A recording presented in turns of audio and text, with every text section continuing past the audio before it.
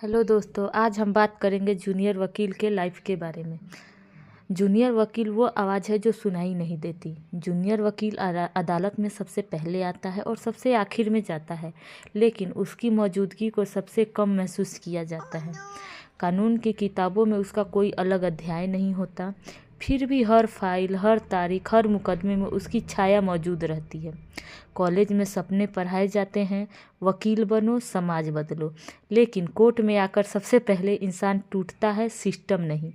बार counselling की fees, welfare fund, परीक्षा में फॉर्म सब भरने के बाद जेब खाली और उम्मीद उधार में चली जाती है। घर वालों को लगता है अब तो वकील बन गया है, अब कमाएगा, पर जूनियर वकील पहले सीखे बिना कमाने का अपराध भुगतता है।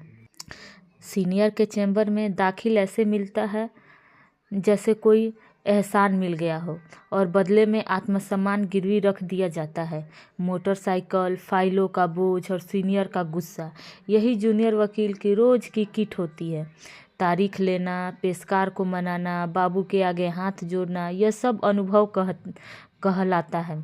सीनियर की एक डांट पूरे दिन की मेहनत पर भारी पड़ जाती है, चाहे कभी खुद के पैसे से और कोई बार सीनियर के मूड के हिसाब से। रात देर से घर लौटकर थकी आंखों में सपने सजाए रखना जूनियर वकील की मजबूरी है। वह मुस्कुराता है ताकि माँ बाप को चिंता ना हो और चुप रहता है ताकि चैम्बर बचा रहे। सालों की जूनियरशिप के बाद भी वेतन शब्द सिर्फ दूसरे के पेशों में होता है। गलत बात पर सवाल उठाओ तो सीखने वाला नहीं, बदतमीज जूनियर घोषित कर दिया जाता है। शादी की उम्र निकलती जाती है, रिश्ते पूछते हैं कमाई कितनी है, और जवाब में सिर्फ खामोशी होती है। अपनी किताबें खरीदने की हैसियत नहीं और दूसरे की किताबों पर हक भी नहीं। दोस्त छूटते हैं, रिश्ते टूटते हैं, क्योंकि कोर्ट कभी इंतज़ार नहीं करता।